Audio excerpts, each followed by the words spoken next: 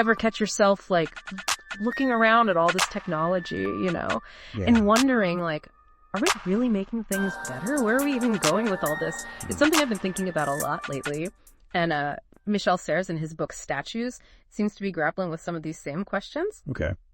And get this, he makes these, like, really unexpected connections between ancient rituals and modern technology. Oh, interesting. Yeah. We're talking, like, child sacrifice to Moloch, space shuttles, even a dead dog in space. Wow. Yeah, it's a wild ride. So Sarah starts with the scene that's, like, straight out of a horror movie, but it was a horrifying reality in ancient Carthage. Like, picture this. Giant glowing statue of the god Moloch, right? Huge crowds, the air is thick with smoke, fear, and they're offering up children as sacrifices. Like, they disappear into this statue's fiery belly. Gruesome stuff. Intense. Yeah. And then he connects this directly to the Space Shuttle Challenger disaster. Really? Yeah, no, it seems like a stretch. But hear him out, right?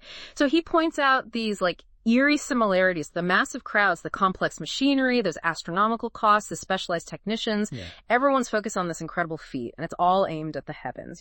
It's like across millennia, are we repeating some kind of deeper pattern here? So what's Serres's take on this? Like, what's the connection he's drawing between these events? Well, he uses these events to kind of reveal these deeper human needs. Like, they're almost hardwired into us, Okay. Both the ancient sacrifices and things like our modern space program, he argues, they're driven by this fundamental desire to manage violence, to make sense of time, and even to grasp for, like, some form of immortality. So he sees a through line from ancient rituals to modern technological advancements, all driven by these fundamental human impulses. Exactly. It's fascinating. It is. It's like, okay, I get how ancient rituals, as brutal as they were, might have served a purpose in their time, right? Imposing order, appeasing the gods, ensuring survival. Right. But are you saying modern science, with all its advancements, isn't so different? Well, think about it this way. We've kind of replaced the gods with scientific progress. But the underlying human impulse, it remains the same. We want to understand our place in the universe, push past our limits, leave our mark on the world. So it's like we've traded one form of sacrifice for another. It's an interesting way to look at it, isn't it? Instead of offering up children to appease the gods, we're pouring immense resources, time, and sometimes, even lives into these grand technological endeavors. Which kind of makes you wonder, what sacrifices are we making right now in the name of progress? And are they really that different from what came before? It really makes you think. It does. And where does this need for something bigger than ourselves, where does that come from anyway? This is where Sarah's idea of the statue comes in, and it's a good point to kind of transition to the philosophical underpinnings of his argument. He uses the statue to represent this tension between death and stability. It's like this shift from, the subjective experience of being alive to the objective permanence of, objects. Okay, I see. Yeah, and he brings up this, like, really poignant ritual that happened after the death of the dog Laika, the one sent into space. Oh, yeah. So we're talking about, like, the sterile, super-controlled environment of a spacecraft, right? Sounds good. Yet, even there, faced with death, these astronauts felt this need for ritual. Interesting. Yeah, they sent Laika's body out into space. Wow. It creates this, like, incredibly powerful image, doesn't it? Life and death, the familiar and the unknown, all just kind of floating in the vast emptiness of space. Yeah. That's a powerful image. It really is. It's like, even in that setting, right, like hurtling through space, this hyper-technological environment, they needed to do something. Yeah. To mark it. Yeah. To ritualize it. Yeah. To find meaning. I don't know. Yeah. It's like they were trying to reach for that statue, Right. Something solid, outside of that whole flow of life and death. And that need for something stable, something outside ourselves. No. Wouldn't that explain our fascination with technology itself? It's not just about convenience or progress, right? Like those pyramids. It's this primal urge to create something lasting in the face of, death. Yeah, exactly. And it goes beyond those physical objects, Think about language, categorization. We take something fleeting, like a sunset, and we try to pin it down with words, with photos, even emotions, right? Yeah. Love, grief, joy. Yeah. We're trying to trap them in poems, songs, stories. Well, they're always trying to create these statues, these representations that exist outside of time, outside of change. Exactly. And language. Yeah. Language is key in that whole process. Which, and this is where things get even more interesting, Serres argues that language, while essential, can be a double-edged sword. Okay. He uses this metaphor of a hammer. A hammer. Yeah, like a tool for both creation and destruction, right? Okay, I'm listening. How does that relate to language? Well, a hammer can shape a sculpture, something beautiful, or it can smash it to pieces. Right. Language is the same. It lets us build understanding, express these profound truths. But it can also limit us, trap us in these rigid categories, these systems of thought. You know, it's funny you should say that, because have you ever noticed, like, when you try to describe something truly amazing you experienced, words just fail? Like a breathtaking view or a really powerful emotion. Exactly. That's precisely what Serres is getting at. He challenges this traditional philosophical idea of, prioritizing the abstract over direct experience. Yeah. Yeah. Like, don't just tell me about the sunset. Show me its colors. Make me feel its warmth. Yeah.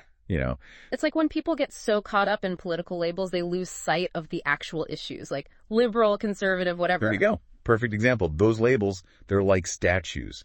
Fixed, rigid, totally unable to capture how complex, how nuanced lived experience really is. Right. And Serres worries that our reliance on technology, with this constant flood of information, it's leading us further away from a true understanding of the world, not closer.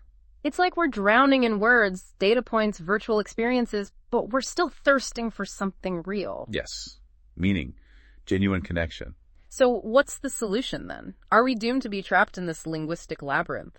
Well, Serres, he doesn't really do easy answers. He's more about making us ask these tough questions, pushing us to think critically about language, technology, and in the end, knowledge itself. To recognize that our tools have limitations, that they can illuminate, but also obscure. It's like he's saying, hey, pay attention. Don't let these things do your thinking for you. Yes. Engage with the world directly. Absolutely. Use your senses. Be critical. Have an open mind. It's about finding a balance, right?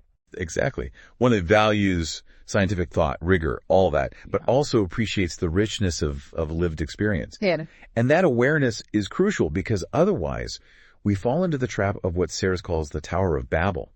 We get so busy building these towers of information higher and higher that we lose sight of each other, of our shared humanity, of something bigger than ourselves. Doesn't the internet sometimes feel like that? Just a jumble of voices talking over each other. All the time. So how do we navigate this digital Tower of Babel? How do we find meaning, connection in a world so saturated with information, with technology? That's the question, isn't it? And it's something he keeps coming back to, in his work, this idea that maybe, just maybe, our obsession with building higher and higher, whether it's those towers of stone or these towers of information, it all comes from that fear of death. Right. Like deep down, we're still trying to cheat death, just with different tools. In a way. But Serres, he doesn't see it as totally negative, this fear. He says by actually facing that fear, that mortality, instead of running from it, maybe that's how we actually start living more fully, more meaningfully right now. It's like that whole live each day like it's your last idea. But it's more than that, isn't it? It's understanding how precious life is, how beautiful the world is, because we know it's not forever. Exactly. And that knowledge, that acceptance that we're not permanent, it can be incredibly freeing. We can let go of needing to control everything, needing certainty. And suddenly, there's space to embrace the unknown, find joy in those fleeting moments. It makes me think of those Tibetan monks, the ones who make those intricate sand mandalas. Oh, right, yeah. They spend weeks meticulously creating these beautiful, colorful designs, and then they just sweep them away. It's such a powerful image, isn't it? It is. It's like a sacrifice in a way.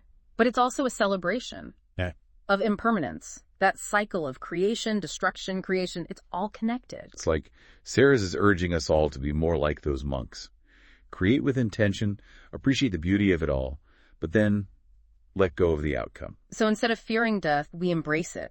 Use it to live a more authentic life. It's a paradox. Exactly. And that's what's so great about Serres. He makes you embrace the paradoxes, question what you think you know, and find these connections in the most unexpected places. Yeah. Because at the heart of it all, this pursuit of knowledge, this drive for progress, it comes from that very human desire. To understand, to find our place. Wow.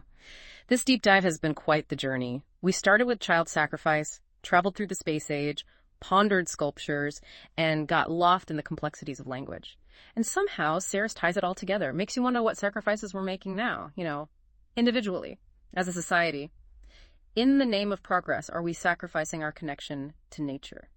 to each other, to ourselves? What can we do to find that balance? Those are the questions Serres wants us thinking about. He doesn't give us the answers, no. But his work, it pushes us to be more mindful, more critical, and I think in the end, more human in how we approach technology, knowledge, even existence itself. It's been an amazing ride exploring the world of Michel Serres, and if you're as fascinated by these ideas as we are, definitely check out Statues. Until next time, keep asking those big questions, keep exploring those unexpected connections, and keep diving deep.